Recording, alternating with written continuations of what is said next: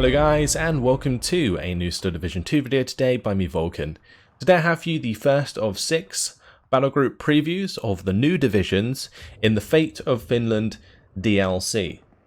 Today we're going to be starting with GRUPPA Vyborg, which is a Soviet division, and it's actually a very strong division for a Vanguard playstyle in my opinion. So that's what we're going to be looking at today. I've set up a rough Vanguard division, and now what I'm going to do is go through all of the units that are available just briefly and talk about how I believe GRUPPA Vyborg will be used in the game.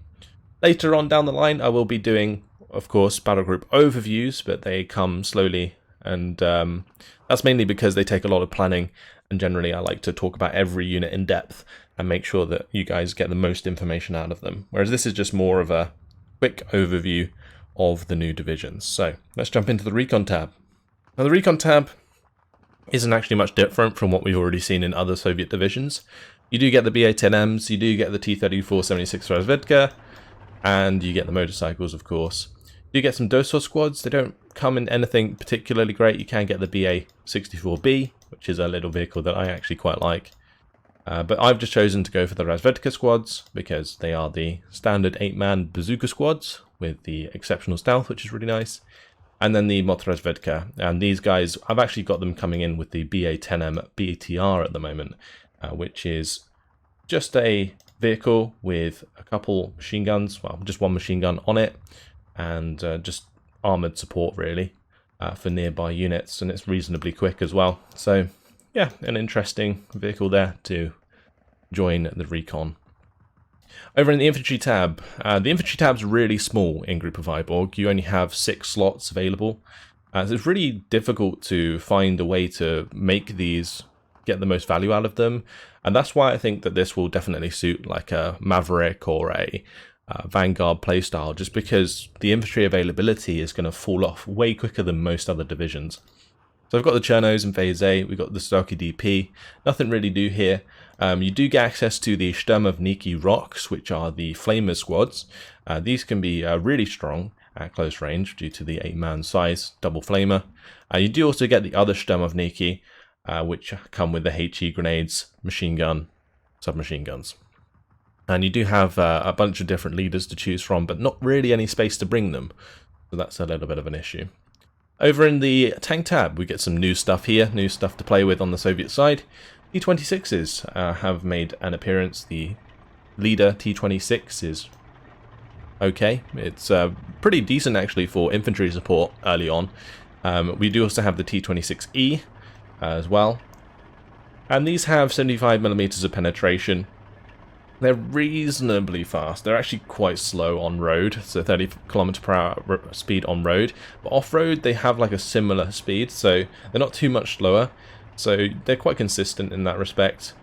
Accuracy is not great on the main gun, but honestly, with the amount of these you can bring in all at once, generally accuracy is not too much of a problem. Since you can have 9 on a card, they only cost 15 points apiece. You can imagine that you can bring in a lot of these all at once. So T-34 76 1943s are available, the nice cheap 45-point T-34s. And as you can see on the top here, I've got 4 cards of IS-2s.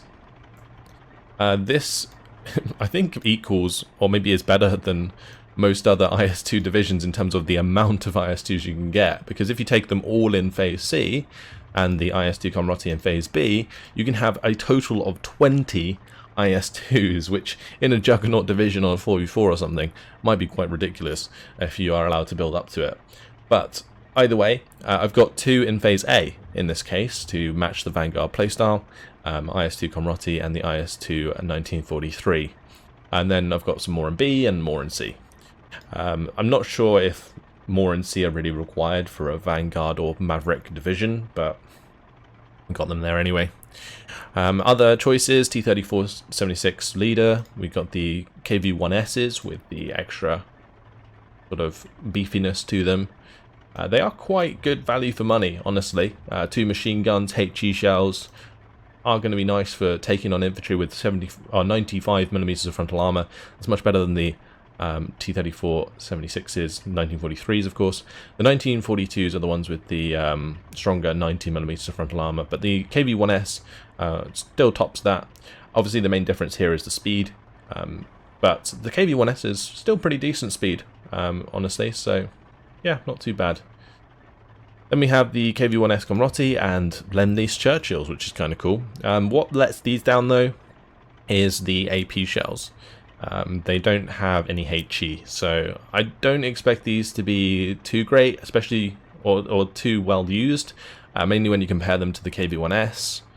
You know, it's sort of, you're getting extra 15 penetration, which should be great against like close range engagements versus Tigers and so on, but the KV-1S is what you need in the early game. You're not going to bump into that many Tigers and Panthers that they're going to be an issue, and you do have the IS-2s to deal with those regardless, so it should be fine. Anyway, jumping over to the support tab, some really fun stuff in the support tab for GRUPPA Vyborg. First card is just some Flamer squads, I've seen them all before. The Su-76P, there we go, look at this bad boy. It's got an assault gun and 2 machine guns mounted on it.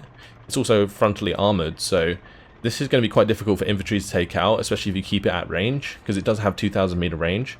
Ideally, best range would be between 500 and 750 meters. The reason I say that is because you keep it out of range of potential AT rifles, and you still are able to use your machine guns without being killed by the machine gun because you have armor. So yeah, that would be the ideal range to get the most out of these. You only get 2 on a card in Phase A or 4 on a card in Phase B, which is really unfortunate because they're a really cool unit. But for 20 points apiece, can't really go wrong.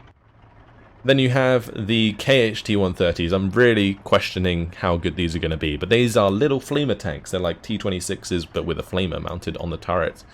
And they have a reasonable amount of ammunition. I'm not sure exactly how much that is. I haven't had much chance to test these out, but I reckon they'll be fun to use. Maybe a little bit of a meme, like not something that people actually bring out too often. But yeah, I wanted to try them out, so I've got them on the division at the moment. Got 2 cards of supply, Commander, and the rest of the stuff we've all seen before. NKVD, Maxims, all the generic Soviet equipment. Over in the anti-tank tab, more of the same. You've got the PTRS squads, which were meta. I feel like in the new DLC, we're going to see less AT rifles in general. But we'll see, because crits have been reduced across the board, so that penetrating shots are more likely to kill rather than crit, and non-penetrating shots are less likely to crit in general. So crits are just less common across the board, and lethality has been turned up for penetrating shots.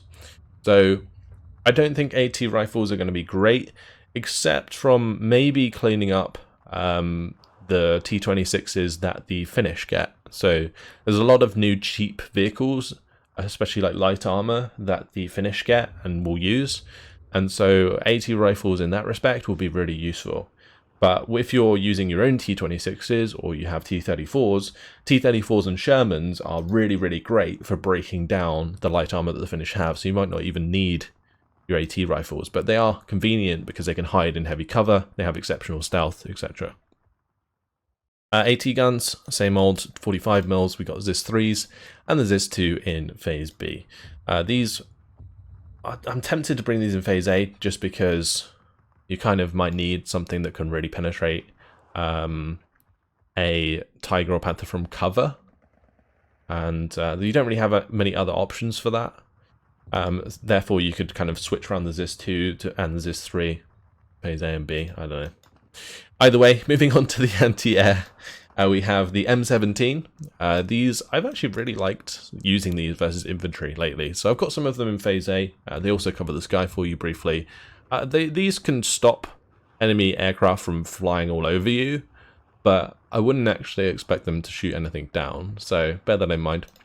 37s are a lot more reliable at that, and you can bring them in the Dushka trucks in this division, so that's nice to see. You can also get the big old guns, the 85mm, and this can be brought in, I believe, with the supply truck. Yeah, it can, if you wanted to do that. So gets you a little bit more supply on the anti-air tab if you want to, kind of cut down on supply in the support tab for whatever reason, just to kind of save points, because this is 3 points really, so bear that in mind. Anyway, moving on to the artillery tab. Not much to see here, just generic Soviet equipment once again. You can get the 152mm off-map in Phase A though, which I think is quite important. It does bring down 40 shells with every strike, which makes it quite concentrated and therefore really great for just pushing off. Especially with like these sort of tanks, the T-26s, more than likely a T-34, 76, 1943 would be ideal for you pushing down or putting down a off-map strike and then rushing into it. Like that would be ideal with the T-34 76s. So good synergy there, and something for Phase A, especially if you're playing with Vanguard. In Phase B, I have the Andorussia. This is more for just sealing the deal in Phase C and have more of, or Phase B, sorry, and in Phase C we have even more. You can bring in 2 cards of these. I think it matches the amount you can bring in the 26th. I think that's the other one with the Andarussias. So yeah, you can have 4 Andarussias, which is actually pretty crazy. Like if you had all of these on the field at the same time, then that could be scary. Like I'm thinking that like in a proper team game, like a 4v4, you could build a juggernaut out of GRUPPA Vyborg and focus on Andarussias and IS-2s, and that would be like the ultimate combo for like pushing anywhere on the map. Because you could just Andorussia anything in your way and then just push through with IS-2s, and it's just what's going to stop you at that point. But you need to be able to build to that point, which is the biggest problem, because you might be running out of infantry, sorry, by the time you get to that point. Other stuff in the infantry, or in the artillery, sorry, artillerists, they haven't really been changed yet. I feel like they need to be changed, maybe made a little bit bigger with like 4-man squads or something. They become useful, but just not really at the moment. VulcanHDGaming have been increased in price, so bear that in mind. And you know, with the availability being low, cost high, these are going to be less favored in the artillery tab at the moment. 82mm mortars and 120mm mortars are available, and of course the Su-76M there. I don't actually have much in the way of infantry leaders, as you can see. You could probably drop some of the stuff in the support tab in order to bring in some artillery leaders. That would be the way you do it in this particular one because of the low amount of cards you can get for infantry. Moving into the air tab, there are some cool stuff here. We got the Hurricanes available, but unfortunately their bad agility does make them less ideal. I believe this might get buffed at some point, just because generally Hurricanes were perceived to be quite maneuverable. So yeah, I'm not sure, especially with the 430 km/h speed. I might try them out and we'll see how they perform, but I don't believe they'll be doing too well. You can get Hurricanes with bombs on them, the 100 kilogram bombs there, and the 250 kilogram bombs. Those are the payloads that you have available. The fact that they have 420mm is going to make them great for shooting down enemy bombers and like support aircraft. So that's something that they could be used for, like basically just interceptors. But I don't think they're going to really do too well in turn fights. We've got the IL-2KR. This is very important for like a Vanguard playstyle. Turin is the only one I think that has these in Phase A, and they're 55 points for an IL-2 that can strafe ground targets very effectively and also provide recon. So yeah, these can be super strong, and just makes the early game a lot easier for this particular division, like it does Turin. Allows you to stop enemy transports, giving you an early push on a certain area of the map. So nice that you can bring in the IL-2KRs. Then you have the IL-2-2M. Napalm bombs are really strong at the moment, like the napalm planes, these ones are really strong. So I've brought them in. They can delete support weapons very easily, and they can pin down and kill off infantry very quick as well. So bear that in mind. Really strong aircraft, especially in Phase A. If you brought in an IL-2KR with an IL-2-2M, you could probably get a really nice cheesy start where you like napalm a road or something like that using the recon information from your aircraft. Then there's the PE2s. These ones come with 10 100 kilogram bombs, which is a really nice payload actually for the PE2, and the fact that they're really fast is very nice indeed. You get 2 of them in phase B, you can get actually 4 of them in phase C. If you wanted to do like a more juggernaut playstyle, you could bring 2 cards of these in phase C alongside the 2 Androshas, alongside the IS-2s. Things would get pretty crazy. The only other thing to mention is the presence of LA-7s. You can use these instead of the Hurricanes if you need a more decent fighter. 645 km/h speed, very, very nice indeed. And that's about it. That's GRUPPA Vyborg. So in this case, I've got it really set up for the Vanguard playstyle. A lot of emphasis in phase A. You can see I've got all of the support tanks with the flamers there. We've got the PTRS in phase A. All of this stuff is super cheap. If you just look at everything on the far left, 10 points, 15 points, 15 points, 15 points, 25 points, 20 points, 25 points. Like, all of these phase A units are really cheap. Obviously, when you go further down, you see like the off-map and stuff is a bit more expensive. But this provides the bang for your buck, and accompanying your troops in phase A, I reckon this is going to be really, really difficult to deal with.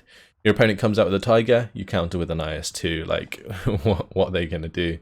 You can, of course, move the IS-2s to phase A to make it even easier. And yeah, all that good stuff. I think this is going to be a really, really competitive division in 1v1s. So there we go. In like group games, 3v3, 4v4, I don't think this will do as well. It will probably perform similar to like the 84th Guards at the moment. So I think that's more where we're going to stand with that. But either way, GRUPPA Vyborg, the first of many of the new DLC divisions. Hopefully you guys have sort of learnt more about the division and got an idea of how it's going to work in the game. But there you go. Hopefully you guys enjoyed it. Thanks for watching, and I'll see you in the next Battlegroup preview. Goodbye.